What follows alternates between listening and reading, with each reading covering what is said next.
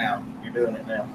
All right, here I am again, people. Some people know me from Facebook when I was on that. On Facebook, I got a little thing they call When's Enough's Enough. I seem to try to get my brother-in-law, trying to get my daughter, and all to help me set this thing up so I can get out a little bit further. Uh, but people don't know what I'm talking about or what's going on. I hadn't seen none videos before. I welcome you to look at them. Give me your opinion on what you think. And outlook on everything that I'm talking about is trying to cover the grounds on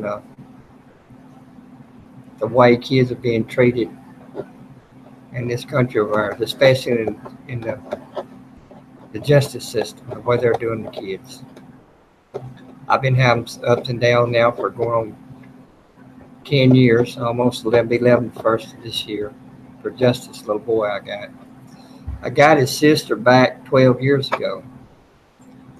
Her mother was addicted to crack cocaine. She came into this world addicted to crack cocaine. And after that, went on down, she had a boy. I wound up getting him in and out of court the way they do. They're always trying to keep the mother with the child, which I think is a great idea. I really do. But sometimes you often wonder why they keep putting the kids back in the same situation they get them out of. You got all these people that's supposed to be doing good for these kids until you get in it long enough and you start seeing exactly what's going on. You say, now wait a minute, these kids are getting a bad deal on this. And you say, well, there's DHR, and you think, well, DHR is going to step in there and do something about it. Well, they do. They step in there and they'll take the kids out of the bad situation they're in. But the problem is, the judge will turn right around and put them back in it. You say, well, that ain't right. I mean, well, it's like this. The judge says, well, it's best that the mother stay with the child. That's true, it is. On some occasions, it really is. But there's some women out there just not fit to be mothers. We have to admit up to the truth of it. It is the truth. And then we look around and wonder why come our kids are the way they are. Well, why not? They've been drugged in and out of the system so much, they don't have no trust, no moral respects in nobody, the courts or nothing else because of that. They've been drugged around from pillar to post, as they say. Well, after a while it gets old.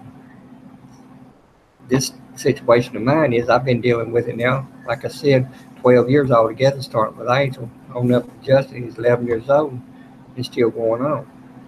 What it is, all accounts of drug, and she got 5 kids going on and everything else. 2 of them DHR, and then turned right around and put the kids back in it.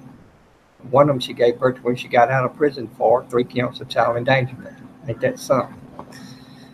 You wonder after a while, these judges will look at this here and say, hey, look, lady, that enough's enough. So I said, well, this time I'm fed up with it. I'm going to fight it every way I possibly can. And the process is over 12 years. I had 2 beautiful wives, and both of them passed away, and it's me and the kids here, and I'm trying to take good care of them best way I possibly can. But the problem is, it's not hard for me here with the kids. My problem is the justice system, the judges. The last time I was in front of a judge, he held me for contempt the last 2 times. One time I asked him if he's willing to take part of the responsibility of what happens to this child if it goes back into that family. Then I'll be willing to let him go back. He wouldn't say nothing about it. Well, he told me don't put that guilt trip on him, and that he'll hold me for contempt.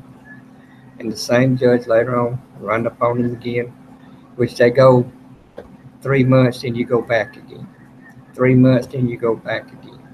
And then finally, when they give the child back to the parent, and about a year goes by or 2, the parent messes up again, then you turn around and get the kid again, and here we go all over again.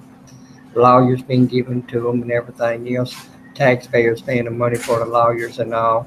And it's just a round and around circle. It never ends, especially here in Phoenix City, Alabama. If that was the case after Angel was born addicted to crack cocaine, it should have come to a halt then. But instead, 12 years later, 5 kids, 4 judges, and they still in the system. And you wonder when's enough's enough. And you think about these poor little old kids that's going through it every day. I've been reaching out. I'm tired of talking. the people that don't want to listen, especially newscasts, they too busy worried about the Russian situation or something like that, and they're neglecting our kids. It's amazing. I sit around talking today, and it's amazing how you go to court on something. If they find you doing something wrong, most time you got 12 juries standing there making a decision of your life from here on in. But that child has none.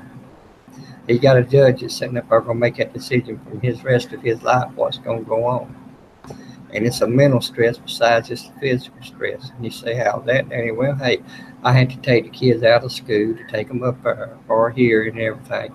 And they don't never even talk to the kids or look at them. So what's the purpose of getting that child out of school to start with? Is it a power thing the judge wants to play his games with? They're good at that. They really are. These judges now think they're gods because they set up a little system where nobody can touch them. But you're wrong. You're not God. And you can be took down out of office. The same people put you in there can take you out of there. Let's make that plain. Because it can happen. I just come on there to the people out here, just trying to get people to look at it and think about what's going on. And maybe, if everybody joins together, we can put a stop to this. To me, it seems like a racket here in Phoenix City anyway. It does, because every time they give them a lawyer, the state's paying for it, which is the hard-working people. And every time that judge puts it off for 3 more months, that means 3 months later, there's going to be some more lawyers called back in there, which makes them $50 to $100, $200 an hour, so it makes more than that. And the one that's paying for it is the taxpayer. When that judge can come off with one decision, says, no, it's better off that the child stays with these people. You have no more visitation. You have no more parental rights. Just because that woman gave birth to that child, don't mean that that woman's got the right to abuse that child. That child needs to be took away from her. And these judges that send them back is abusing those kids. I don't care how you look at it. It's a mental stress. I see it all the time. I know what I'm talking about. For the night that Angel was born, there wasn't nobody there that was holding her little hand when she was going through her withdrawals. And there's nobody there to take care of her as time went on. And when their mother got sent off to prison, I didn't see a bunch of people running there and get all these 3 kids during that time. Or 4 kids I had, one, the other 3 she still had.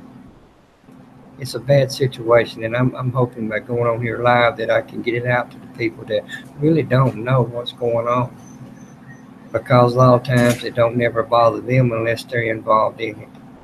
Well, I pray that time never comes, that you'll be involved in it. That your child, or you won't see one of your kids have to go through this system.